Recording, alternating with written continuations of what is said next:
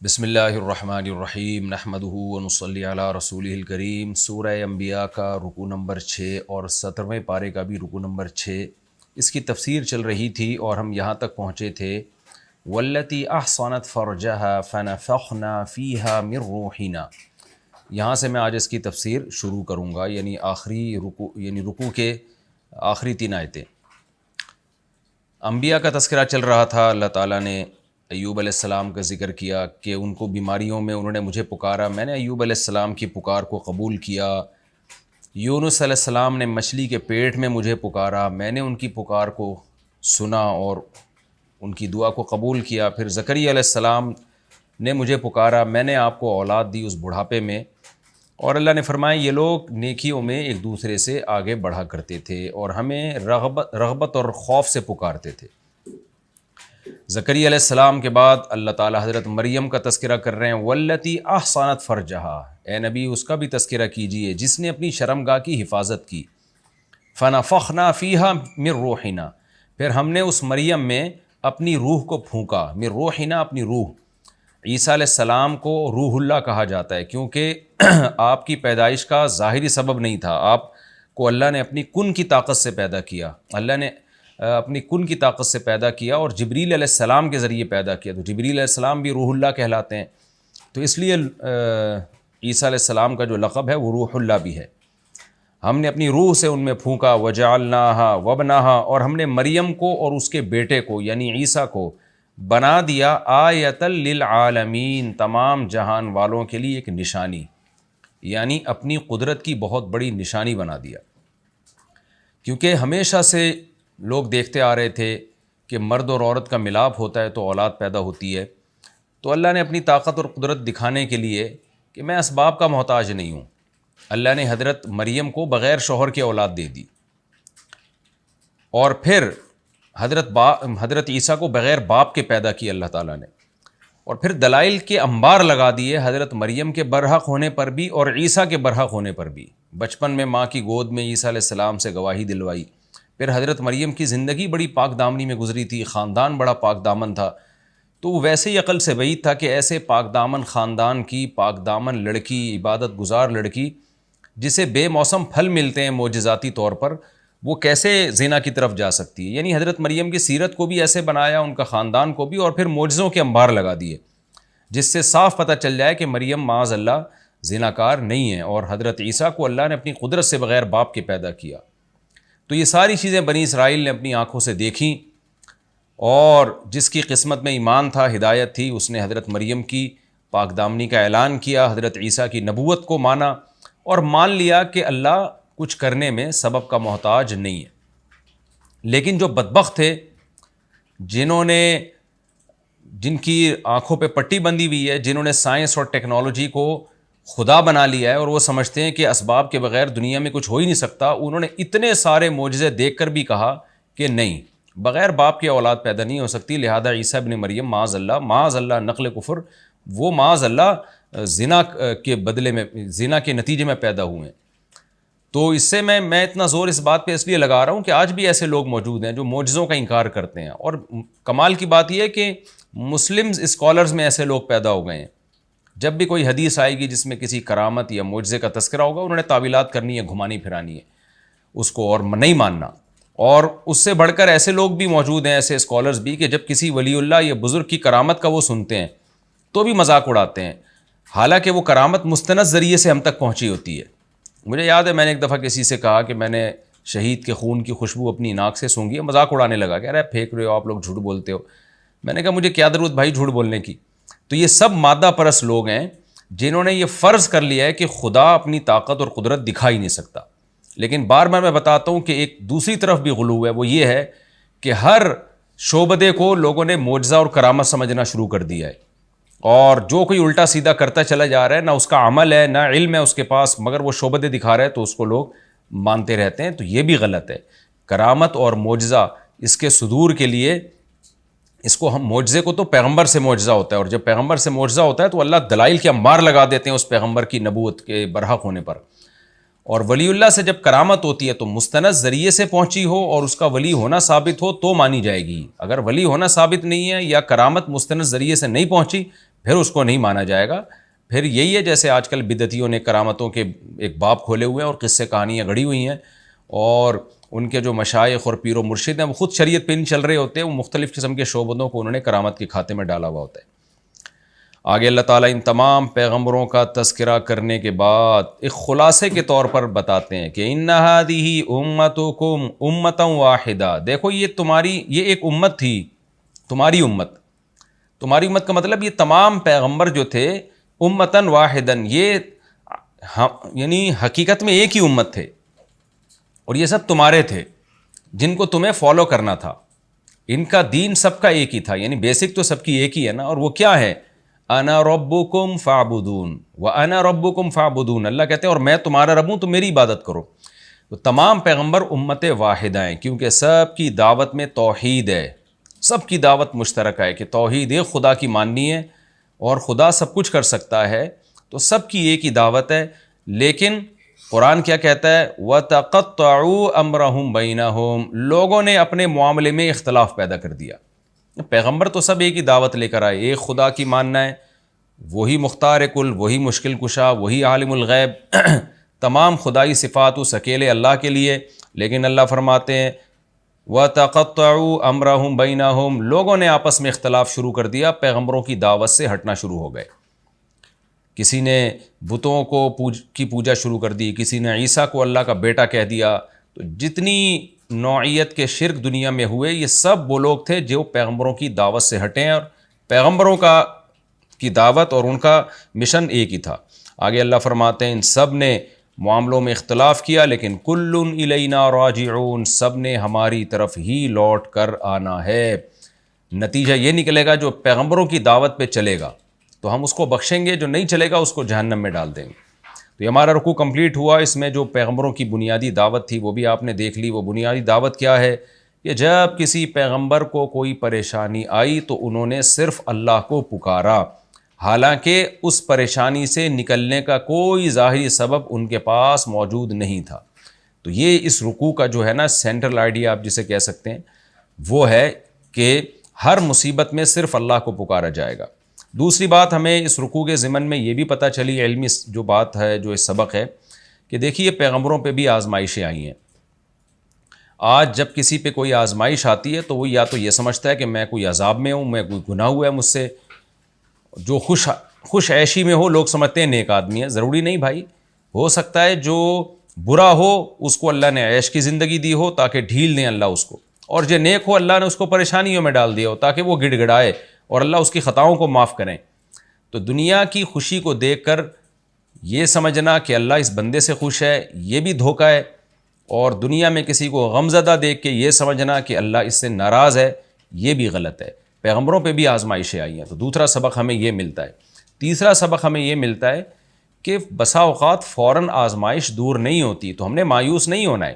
ایوب علیہ السلام کتنے عرصے سے دعائیں مانگ رہے ہوں گے اور کتنی پریشانیوں میں تھے. زکریا علیہ السلام کب سے دعائیں مانگ رہے تھے، کتنے طویل عرصے سے اولاد مانگ رہے تھے، اللہ نے دی کتنے عرصے کے بعد جا کے. تو یہ اللہ کی مرضی ہے کب دعا قبول کرتا ہے. لیکن ایک لفظ یاد کر لینا چاہیے، والعاقبۃ للمتقین. قرآن کہتا ہے انجام، اچھا انجام نیک لوگوں کا ہی ہوگا. حالت کو مت دیکھو، فیوچر تمہارا ہی اچھا ہوگا اگر تم صبر کرتے ہو. تو تیسری بات ہمیں اس رکوع میں یہ پتہ چلی کہ ہمیں اللہ نہ کرے ہم پہ کوئی پریشانی آ جائے تو صبر کرنا ہے، اور پریشانی اللہ اپنی مرضی سے دور کرے گا، ہم نے مانگتے رہنا ہے، انجام اچھا ہوگا انشاءاللہ. اور چوتھی بات ہمیں یہ بھی پتہ چلتی ہے کہ جنات کو سلیمان علیہ السلام کا تابع اللہ نے بنایا تھا. یہ جو عامل لوگ کہتے ہیں نا ہم یوں جنات کو یوں کر لیتے ہیں یوں کر لیتے ہیں، وہ سلیمان علیہ السلام خود تابع نہیں بنا سکتے تھے، اللہ نے بنایا. تو آج کے عاملین جنات کو کیسے کنٹرول میں لے لیتے ہیں. تبھی تو قرآن کہہ رہا ہے وَكُنَّا لَهُمْ حَافِظِينَ، ہم تھے جنات کے محافظ. اور ایک اہم ترین بات ہمیں اس رکوع میں یہ بھی پتہ چلی کہ اولاد کی کثرت کتنی بڑی نعمت ہے. اللہ نے حضرت ایوب علیہ السلام سے اولاد چھینی تو اللہ کہتے ہیں میں نے ڈبل اولاد دے دی. کوئی فیملی پلاننگ کے نظریات کا ڈسا ہوا وہاں ہوتا، وہ کہتا ہے اللہ نے ایوب علیہ السلام کو گویا ٹینشن میں ڈال دیا. تو آج ہم کفر کو فالو کر رہے ہیں، نیچر سے بغاوت کر رہے ہیں. جب نیچر سے انسان ہٹتا ہے تو اس کی ترجیحات ہی تبدیل ہو جاتی ہیں. تو یہی حال ہو گیا ہے کہ نیچر سے جب انسان ہٹتا ہے تو اسے شہد اور دودھ کے بجائے نشے میں مزہ آتا ہے، چرس میں مزہ آتا ہے، شراب جیسی بدبودار چیز میں مزہ آتا ہے. اور نکاح کو چھوڑ کر زنا میں لطف آتا ہے اس کو، تو اور ہومو سیکچولیٹی کی طرف جاتا ہے اس کا دماغ. تو یہ سب چیزیں فطرت سے بغاوت کا نتیجہ ہیں. تو اسلام دین فطرت ہے. ہمیشہ قرآن نے اولاد کی کثرت کو ایک نعمت کے طور پہ بیان کیا ہے. تو ہمیں ان فیملی پلاننگ کے نظریات سے متاثر ہو کر اپنے خاندانوں کو، اپنی خوشیوں کو تباہ کرنے کی بالکل ضرورت نہیں ہے. یہ چند اسباق تھے اس رکوع میں جو میں نے آپ کو بتایا. اچھا، ایک بہت اہم ترین کہ سلیمان علیہ السلام اور داؤد علیہ السلام نے فیصلہ کیا، دونوں کا فیصلہ ٹھیک تھا، لیکن اللہ نے سلیمان علیہ السلام کے فیصلے کی زیادہ تعریف کی. وجہ کیا تھی؟ اس میں صلح کا راستہ تھا. تو یہ بھی ہمیں ایک نقطے کی بات پتہ چلتی ہے کہ خاندانی جھگڑے یا اور دوسرے کیسز جو ہمارے پاس آتے ہیں، تو سوائے صرف صحیح فیصلہ سنا دینا یہ کوئی کمال نہیں ہوتا. آج کل تو ویسے یہ بھی کمال ہے کیونکہ لوگ صحیح فیصلہ بھی نہیں سناتے، جھوٹ بولتے ہیں، اپنے مفاد کو دیکھ کے غلط فیصلے کرتے ہیں. لیکن اصل چیز یہ ہے کہ آپ صلح کا راستہ اختیار کریں، ایسا راستہ جس میں دونوں کے لیے سہولت ہو، دونوں کا اس میں فائدہ ہو. تو یہ چند اسباق تھے اس رکوع میں ہمیں ملتے ہیں. اب میں اگلا رکوع شروع کرتا ہوں اور وہ ہوگا سورہ انبیاء کا آخری رکوع. اب ہم چلتے ہیں جی سورہ انبیاء کے آخری رکوع کی طرف، یعنی رکوع نمبر 6 اور 17ویں پارے کا بھی سورہ انبیاء کا رکوع نمبر 7 اور 17ویں پارے کا بھی رکوع نمبر 7. یہ سورہ انبیاء کا آخری رکوع ہے. حسب معمول مختصر لفظی ترجمہ، گرامر، پھر انشاءاللہ اس کی تفسیر. بسم اللہ الرحمن الرحیم. فمن یعمل من الصالحات، پس جو شخص بھی نیک اعمال کرے گا، وہو مؤمن، بشرطے کہ وہ مومن بھی ہو، فلا کفران لسعیہ، تو کوئی کفران نہیں ہے اس کی کوشش کے لیے. کفران کہتے ہیں ناقدری، کفر ناقدری کو، ناشکری کو کہتے ہیں. یعنی اللہ کہتے ہیں اس کی کوشش کی ناقدری نہیں ہوگی، یعنی اس کی کوشش رائے گاں نہیں جائے گی. وَإِنَّا لَهُ كَاتِبُونَ، اور ہم اس کے لیے لکھ رہے ہیں، یعنی اس کے عمل کو ہم نوٹ کر رہے ہیں، لکھ رہے ہیں باقاعدہ.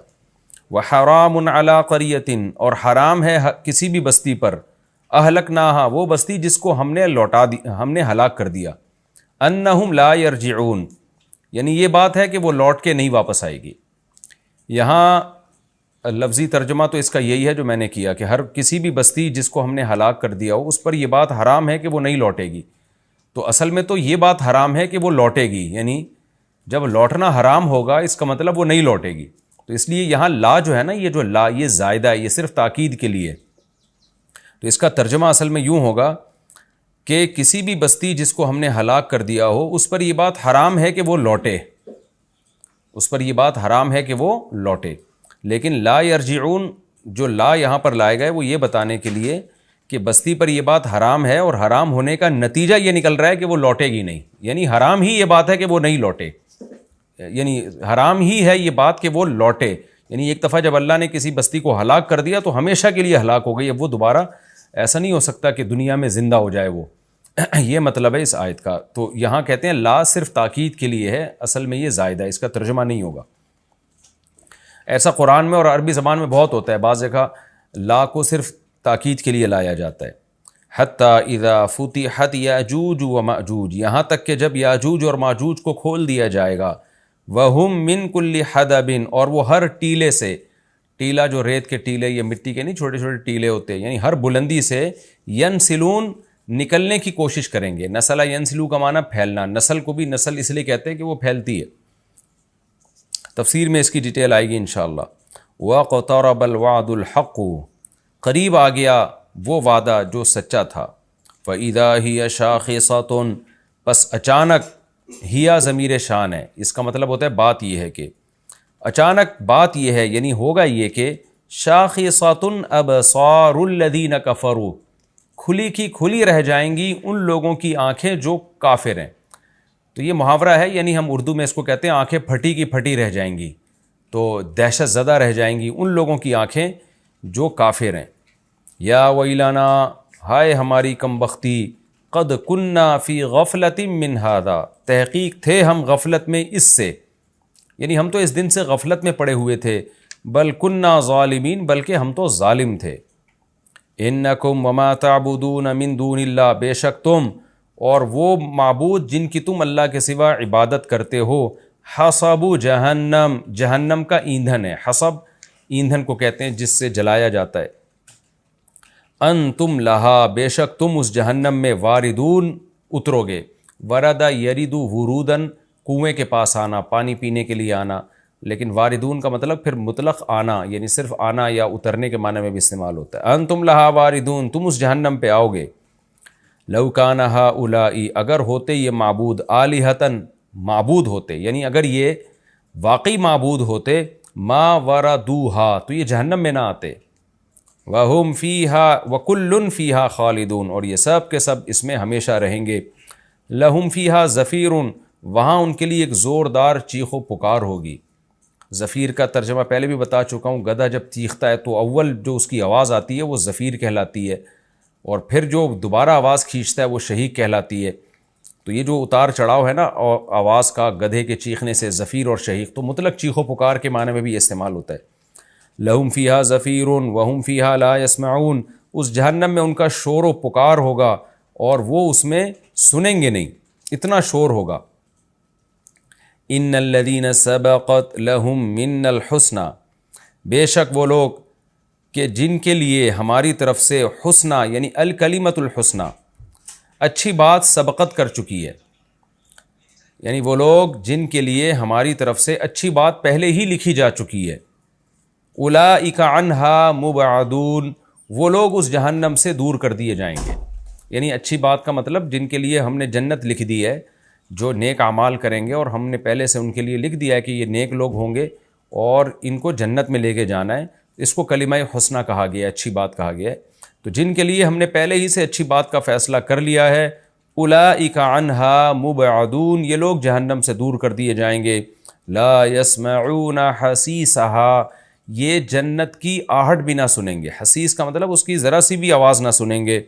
وہم فی ما، اور ہوں گے یہ اس چیز میں، اشتہت انفسہم، جس کو ان کا دل چاہے گا، اشتہا کرے گا، خالدون، ہمیشہ رہیں گے، یعنی ان نعمتوں میں ہوں گے جن نعمتوں کا ان کا دل چاہے گا، اور ان نعمتوں میں یہ ہمیشہ رہیں گے۔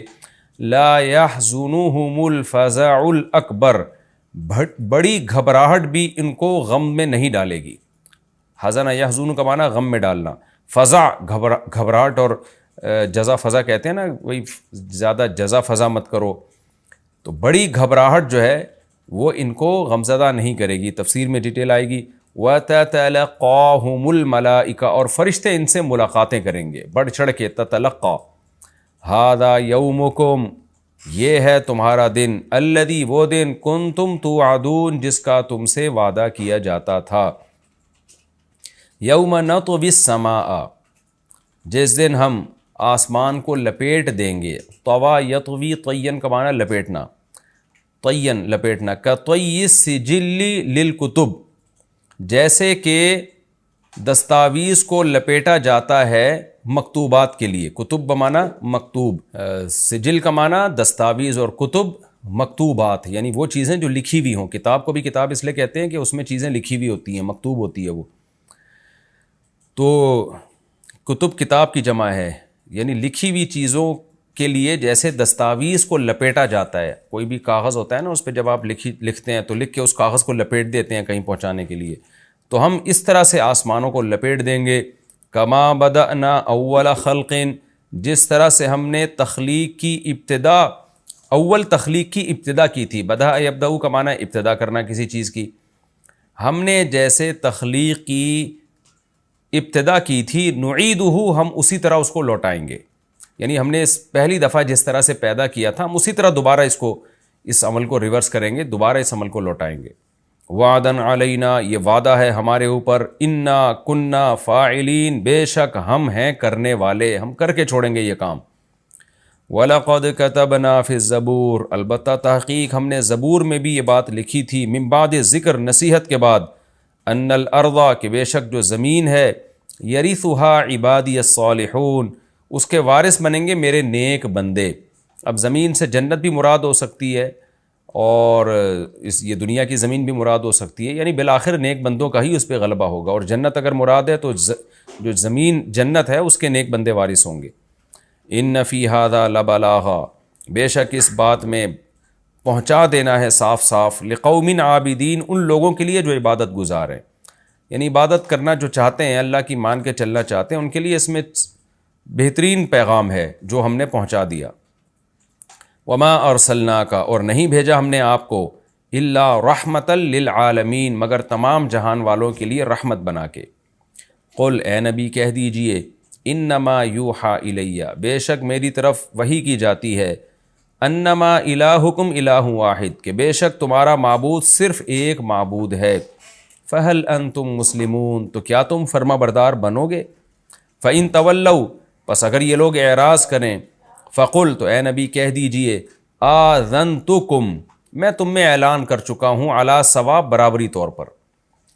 برابر کا مطلب میں مکمل برابر سرابر تمہیں اللہ کا پیغام پہنچا چکا ہوں۔ وَإِنْ أَدْرِي، اور میں نہیں جانتا، قریب کہ قریب ہے، ام بعید یا بعید ہے، ما وہ وعدہ توعدون جو تم سے کیا جاتا ہے، تم سے جو عذاب کا وعدہ کیا جاتا ہے وہ مجھے نہیں معلوم کہ وہ قریب ہے کہ بعید ہے۔ اِنَّهُ يَعْلَمُ الْجَهْرَ مِنَ الْقَوْلِ، بے شک وہ اللہ اونچی بات کو بھی جانتا ہے، وَيَعْلَمُ مَا تَكْتُمُونَ، اور جانتا ہے جو کچھ تم چھپاتے ہو۔ وَإِنْ أَدْرِي، اور مجھے معلوم نہیں ہے، لَعَلَّهُ فِتْنَةٌ لَكُمْ، کہ یہ بات، شاید کہ یہ بات سے مراد کیا، اس عذاب کا دور ہونا، ٹل جانا، یہ تمہارے لیے فتنہ ہے، وَمَتَاعٌ إِلَىٰ حِينٍ، یا تمہیں ایک ٹائم تک فائدہ پہنچانا ہے، یعنی اللہ نے جو عذاب کو مؤخر کیا ہوا ہے تو یہ چیز تمہارے لیے فتنے کا ذریعہ ہے، یا تمہیں ایک خاص وقت تک اللہ فائدہ پہنچانا چاہتا ہے، یہ مجھے معلوم نہیں ہے۔ قال رب احکم بالحق، اللہ نے یہاں اپنا کلام ختم کر کے پیغمبر کے کلام کو اس آخری آیت میں بیان کیا کہ نبی صلی اللہ علیہ وسلم یہ سب باتیں جب یہ وحی نازل ہوئی تو نبی کے زبان سے الفاظ کیا نکلے؟ قال ربی، نبی نے کہا اے میرے رب، احکم بالحق، حق کے ساتھ تو فیصلہ کر دے، وربنا الرحمن، اور ہمارا رب رحمان ہے، المستعان، اس سے مدد طلب کی جاتی ہے، علی ما، ان باتوں پر، تصفون، جو تم بیان کرتے ہو۔ یہ جی ہمارے اس رکوع کا لفظی ترجمہ مختصر گرامر کے ساتھ کمپلیٹ ہوا۔ اب ہم چلتے ہیں اس کی تفسیر کی طرف چلتے ہیں۔ جی آخری رکوع ہے سورہ انبیاء کا۔ آپ کو پتہ ہے اس رکوع سے پہلے اللہ نے پیغمبروں کے واقعات بیان کیے اور بتایا کہ یہ تمام پیغمبر ایک ہی امت ہیں اور ان سب کی دعوت مشترک ہے، ان سب نے مصیبتوں میں صبر کیا، ان سب نے مصیبتوں میں خدا کو پکارا، ان میں کوئی اپنی عبادت کی طرف بلانے والا نہیں تھا، یہ سب اللہ پہ اعتماد اور توکل کیا کرتے تھے۔ لیکن لوگوں نے کیا کیا کہ لوگوں نے آپس میں اختلاف، انہی کے امتیوں نے آپس میں اختلاف کرنا شروع کر دیا، کچھ لوگ توحید پر قائم رہے اور کچھ لوگ برائیوں کی طرف جانا شروع ہو گئے۔ تو اب اللہ تعالیٰ فرماتے ہیں فَمَن يَعْمَلْ مِنَ الصَّالِحَاتِ، بس جو پیغمبروں کو فالو کرے گا اور نیک اعمال کرے گا، وَهُوَ مُؤْمِنٌ، بشرطے کہ مومن بھی ہو۔ کافر کی نیکی اللہ کے ہاں قبول نہیں ہے، بار بار قرآن اس مضمون کو بہت وضاحت سے بیان کرتا ہے۔ اگرچہ ہمیں یہ بات طبعی طور پہ اچھی نہیں لگتی کہ ایک شخص اللہ پہ اگر ایمان نہیں لایا، پیغمبروں پہ ایمان نہیں لایا، تو اس کے اچھے عمل کا بدلہ اس کو کیوں نہیں مل رہا، ہم ذہنی طور پر اس کو نہیں قبول کرتے، لیکن اللہ نے یہ بہرحال اعلان سنا دیا ہے کہ نیکی اسی کی قبول ہوگی جو خدا پر ایمان رکھتا ہوگا۔ اللہ فرماتے ہیں فَمَن يَعْمَلْ مِنَ الصَّالِحَاتِ وَهُوَ مُؤْمِنٌ فَلَا كُفْرَانَ لِسَعْيِهِ، تو اس کی کوشش ذرا بھی رائے گا نہیں جائے گی، یعنی اس کی کوشش کی ناقدری نہیں ہوگی۔ تو آسان ترجمہ ہوگا ذرا بھی رائے گا نہیں جائے گی۔ کیوں نہیں جائے گی بھائی؟ وَإِنَّا لَهُ كَاتِبُونَ، اللہ کہتے ہیں ہم اس کی نیکیوں کو لکھ رہے ہیں۔ جو چیز لکھی جاتی ہے وہ محفوظ زیادہ ہوتی ہے، تو ہم نے تو اتنا زبردست اہتمام کیا ہی اس لیے تاکہ اس کی نیکیوں کا اس کو بدلہ دیں۔ وَحَرَامٌ عَلَىٰ قَرْيَةٍ أَهْلَكْنَاهَا، اور اللہ فرماتے ہیں یہ جو ہم نے پچھلی بستیاں ہلاک کر دی ہیں نا، یعنی اب اس میں دھمکی ہے کہ وہ بستیاں دوبارہ نہیں لوٹتی ہیں۔ جزوی طور پر دیکھیں اللہ کسی مردے کو زندہ کر دے معجزے کے طور پر، جیسے پیغمبروں کے سامنے ہوا، وہ تو ایک الگ بات ہے، لیکن قاعدہ کلیہ یہی ہے کہ جب ہم کسی بستی کو ہلاک کر دیتے ہیں تو وہ دوبارہ دنیا میں نہیں لوٹتی اور دوبارہ اس کو پھر مہلت نہیں ملتی۔ تو اہل مکہ کو اور لوگوں کو بھی اس سے عبرت حاصل کرنی چاہیے۔ اب یہ سلسلہ اسی طرح چلتا رہے گا دنیا میں۔ آگے اللہ فرماتے ہیں حتی اذا فتحت یاجوج و ماجوج، یہاں تک کہ ایک وقت آئے گا کہ قیامت کی علامتیں ظاہر ہونا شروع ہو جائیں گی اور پھر اللہ اس کائنات کو تباہ کرنے کا ارادہ کر لے گا۔ تو اس میں ایک بہت بڑی علامت کا اللہ نے ذکر کیا کہ قیامت کی ہولناکیوں میں جو پہلی ہولناکی ہوگی اذا فتحت یاجوج و ماجوج، یعنی قیامت کے جو آثار شروع ہو جائیں گے، تو یہاں تک کہ یاجوج اور ماجوج کو کھول دیا جائے گا۔ یعنی اس آیت میں اصل میں یہ طرز اختیار کیا گیا ہے کلام اللہ میں کہ لوگ دنیا میں مست ہیں، غفلت میں ہیں، پیغمبر جب دنیا میں آئے تو ان کو فالو کیا، بالآخر پھر پیغمبروں کی تعلیمات سے ہٹتے چلے گئے، ہٹتے چلے گئے تو اللہ کہتے ہیں جیسے میں نے پہلے بستیوں کو ہلاک کیا ہے نا، تو میں اس زمین کو بھی تباہ و برباد کروں گا، پوری زمین کو ہلاک کر دوں گا میں. لیکن اس ہلاکت کے آثار شروع کہاں سے ہوں گے؟ اس کے آثار میں ایک بہت بڑی نشانی ہوگی یاجوج اور ماجوج کا نکلنا. وَهُم مِّن كُلِّ حَدَبٍ يَنْسِلُونَ، اور وہ ہر ٹیلے سے، ہر اونچی آڑ سے نکلنے کی کوشش کر رہے ہوں گے. یعنی آڑ کا ذکر اس لیے کیا کہ اکثر رکاوٹ آڑ ہی بنتی ہے، ورنہ میدانوں میں تو کھلے چلے جاتے ہیں. تو میدانوں میں تو وہ کھلے چلے آئیں گے، لیکن جہاں بھی آڑ ہوگی تو وہاں سے بھی تمہیں لگے گا کہ ایک بڑی تعداد میں ایک ہجوم ہے یاجوج اور ماجوج کا، جو انسانوں کو تباہ و برباد کرنے کے لیے ظاہر ہو رہے ہیں. اس پر یاجوج ماجوج کی جو تفصیلی بحث ہے وہ سورہ کہف میں بیان کر چکا ہوں، جس کا خلاصہ یہی ہے کہ یاجوج ماجوج ایک قوم ہے، انسان ہے. حضرت ذوالقرنین نے ایک آہنی دیوار بنا کے ان کو پہاڑوں کے پیچھے دھکیل دیا ہے. ان کی صحیح لوکیشن کا اللہ کے علاوہ کسی کو علم نہیں ہے، اور وہ قرب قیامت میں ظاہر ہوں گے، زمین میں بہت زیادہ فساد مچائیں گے. وَاقْتَرَبَ الْوَعْدُ الْحَقُّ، اللہ فرماتے ہیں اور حق وعدہ وہ قریب آ چکا. یعنی اس قیامت کے دن کی اللہ منظر کشی کر رہے ہیں، اس کو ہمارے سامنے رکھے ہیں کہ دیکھو وہ وعدہ قریب آ گیا تمہارے. فَإِذَا، کیونکہ یاجوج ماجوج جب ظاہر ہوں گے تو اس کے تو بہت قریبی، بہت ہی کچھ وقت کے بعد ہی قیامت قائم ہو جائے گی. فَإِذَا هِيَ شَاخِصَةٌ أَبْصَارُ الَّذِينَ كَفَرُوا، تو اچانک کافروں کی نگاہیں پھٹی کی پھٹی رہ جائیں گی، حیران ہو جائیں گے قیامت کی ہولناکی کو دیکھ کر، اور کہیں گے یا ویلنا قد کنا فی غفلۃ من ھذا، ہائے ہماری بدبختی، ہم تو اس سے غفلت میں پڑے ہوئے تھے، ہم نے تو اس طرف کبھی سوچا ہی نہیں. آج دیکھ لینا انسان پیغمبروں کی تعلیمات کو تو ویلیو دے ہی نہیں رہا ہے، بس ترقی اور معاشی ترقی اور سائنسی ترقی اور ٹیکنالوجی اور حقوق ایک دوسرے کے اور جانوروں کے حقوق اور گدھے گھوڑوں کے حقوق، اسی پر پوری انسانیت گھوم رہی ہے. جس خدا نے پیدا کیا اس کو ڈکشنری سے نکال دیا. تو اللہ کہتے ہیں جب قیامت دیکھیں گے نا تو کہیں گے یا ویلنا، ہماری بدبختی، ہم تو اس سے غفلت میں پڑے ہوئے تھے، اس طرف تو ہم نے سوچا ہی نہیں. بل کننا ظالمین، بلکہ کہیں گے ہم تو ظالم تھے، یعنی ہمیں سوچنا چاہیے تھا پھر بھی ہم نے نہیں سوچا. انکم وما تعبدون من دون اللہ حصب جہنم. اب چونکہ مشرکین تو مشرک تھے، ان کے ذہن میں سب سے پہلے یہ خیال آتا تھا کہ ٹھیک ہے اگر قیامت قائم ہو گئی تو ہمارے بھگوان اور ہمارے بت ہمیں بچا لیں گے. ان کو اللہ نے الگ سے دھمکی دی ہے، انکم وما تعبدون من دون اللہ حصب جہنم، فرمایا تم اور جو تمہارے معبود ہیں نا، جن کی تم عبادت کرتے ہو اللہ کو چھوڑ کر، یہ سارے جہنم کا ایندھن بنیں گے. احادیث میں یہ مضمون ہے کہ یہ جو پتھر کے بنے ہوئے بت ہیں نا، اگرچہ ان میں حس نہیں ہوتی لیکن اللہ ان کو بھی مشرکین کے ساتھ آگ میں ڈال دے گا، مشرکین کا غم بڑھانے کے لیے، کہ جن معبودوں کو تم سمجھتے تھے کہ سفارش کریں گے، آج یہ بھی تمہارے ساتھ جل رہے ہیں اس آگ میں. اللہ فرماتے ہیں انتم لہا واردون، تم سب اس میں جاؤ گے، یعنی ان بتوں کی عبادت کرنے والے بھی اور جو بت ہیں وہ بھی. لو کان ہؤلاء آلہۃ، اللہ فرما رہے بتاؤ یہ اگر معبود ہوتے تو ما وردوہا، یہ خود جہنم میں کہاں جاتے. وکل فیہا خالدون، اور یہ سب کے سب عبادت کرنے والے اور معبود یہ سب ہمیشہ ہوں گے اس میں. لہم فیہا زفیر، اور ان کے لیے اس جہنم میں شور و چیخ و پکار ہوگی. وہم فیہا لا یسمعون، اتنا شور ہوگا کہ یہ ایک دوسرے کی آواز نہیں سن پائیں گے. دیکھیں قرآن مختلف موقع کے مختلف درجات کو بیان کرتا ہے، حالات کو. قرآن ہی سے پتہ چلتا ہے کہ جہنمی ایک دوسرے سے بات بھی کریں گے، اور ظاہر ہے جب بات کریں گے تو سنیں گے بھی. تو اس سے یہی مراد ہے کہ جہنم میں جب ان کو عذاب ہو رہا ہوگا تو وہ عذاب میں تو چیخ و پکار میں کسی کی بات سنائی نہیں دے گی، لیکن ایک نوعیت کا عذاب پھر یہ بھی ہوگا کہ ایک دوسرے کی بات اللہ ایک دوسرے کو سنوائے گا تاکہ ایک دوسرے کو رسوا کریں، ایک دوسرے کو تانے دیں. تو یہ مختلف موقعوں کے مختلف عذاب ہے جن کا قرآن تذکرہ کرتا ہے. اللہ ہم سب کو اس آگ سے محفوظ رکھے. اور یہ جو اللہ نے کہا کہ ان سب وہاں چیخیں گے پکاریں گے، تو علماء نے لکھا ہے اس سے وہ ان کے پتھر کے بنے ہوئے بت مراد نہیں ہے، کیونکہ ظاہر ہے وہ تو بے جان ہے، وہ کیا پکاریں گے. وہ معبود جو زندہ ہوں گے، جن میں شعور ہوگا، کیونکہ دنیا میں ایسے بھی لوگ ہیں جنہوں نے اپنی عبادت خود کروائی ہے لوگوں سے، جیسے فرعون نے کہا تھا انا ربکم الاعلی. تو چیخ و پکار ان معبودوں کی ہوگی جنہوں نے لوگوں کو اپنی عبادت پہ مجبور کیا یا اپنی عبادت کی ترغیب دی. ان الذین سبقت لهم من الحسنى. اب سوال پیدا ہوتا ہے اچھا جی عیسیٰ ابن مریم کی بھی تو عبادت ہوتی ہے، تو اللہ نے تو کہہ دیا کہ تم اور تمہارے جتنے جھوٹے معبود ہیں، جھوٹے خدا ہیں، سب کو جہنم میں ڈالوں گا. لیکن بہت سے بزرگان دین ہیں وہ ساری زندگی توحید کی دعوت دیتے رہے، لیکن مرنے کے بعد ان کی قبروں کو لوگوں نے عبادت گاہ بنا لیا، تو وہ بھی تو جھوٹے معبود تھے. تو عیسیٰ ابن مریم کی بھی عبادت ہوئی تو وہ بھی تو اللہ تو کہہ رہا ہے کہ سارے کے سارے جھوٹے معبود جہنم کا ایندھن بنیں گے.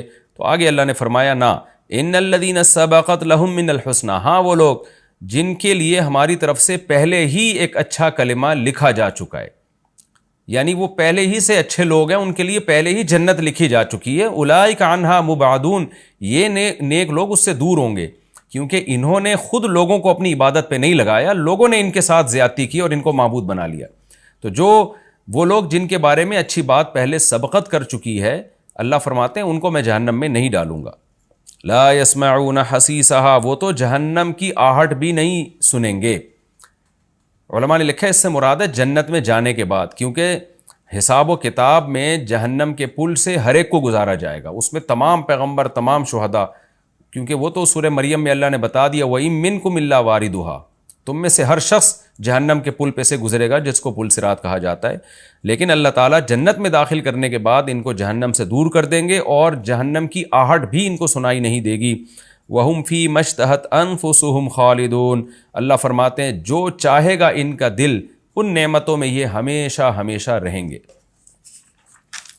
لا يحزنهم الفزع الأكبر، اور بڑی گھبراہٹ بھی ان کو غم میں نہیں ڈالے گی. بڑی گھبراہٹ وہ ہوگی جو نفحہ اولا، یعنی جب سور پھونکا جائے گا نا، لوگ قبروں سے نکلیں گے، اس وقت بہت زیادہ خوف کا غلبہ ہوگا لوگوں پہ، اور سب اس خوف میں مبتلا ہوں گے، حساب و کتاب کا جو خوف ہوگا. تو اللہ فرماتے ہیں یہ بڑی گھبراہٹ اور بڑی جو ایک نفخہ اولا ہے یہ بھی ان کو غمزدہ نہیں کرے گی. لیکن علماء نے لکھے اس سے بھی یہ مراد ہے کہ مستقل طور پہ غمزدہ کرنا. وقتی خوف تو ہر ایک کو ہوگا، قرآن سے یہ بات ثابت ہے، لیکن اللہ نیک لوگوں سے اس خوف کو جلدی دور کر لیں گے. اور جو میدان حشر کا جو خوف ہے، جو حقیقی خوف ہے، جو لمبا خوف ہوگا، وہ صرف نافرمانوں کو ہوگا. لیکن قرآن و سنت سے یہ بات ثابت ہے کہ ابتدائی مرحلے میں سارے خوف زدہ ہوں گے. وَتَتَلَقَّاهُمُ الْمَلَائِكَةُ، اور فرشتے ان سے ملاقاتیں کریں گے. ملاقاتوں کا مطلب مرحبا کہیں گے ان کو. هَذَا يَوْمُكُمْ، اور ان کو خوشی سے فرشتے مبارکباد دیتے ہوئے کہیں گے یہ ہے تمہارا وہ دن الذی کنتم توعدون، جس کا تم سے وعدہ کیا جاتا تھا. یوم نطوی السماء کطی السجل للکتب، اللہ فرماتے ہیں ہم آسمان کو، کیونکہ جب پہلا سور پھونکا جائے گا تو ہم آسمان کو ایسے لپیٹ دیں گے جیسے دستاویز کو لکھی ہوئی تحریر کے لیے لپیٹ دیا جاتا ہے. کما بدأنا اول خلق نعید، جس طرح ہم نے اول خلق کی ابتدا کی تھی ہم اسی طرح لوٹا دیں گے.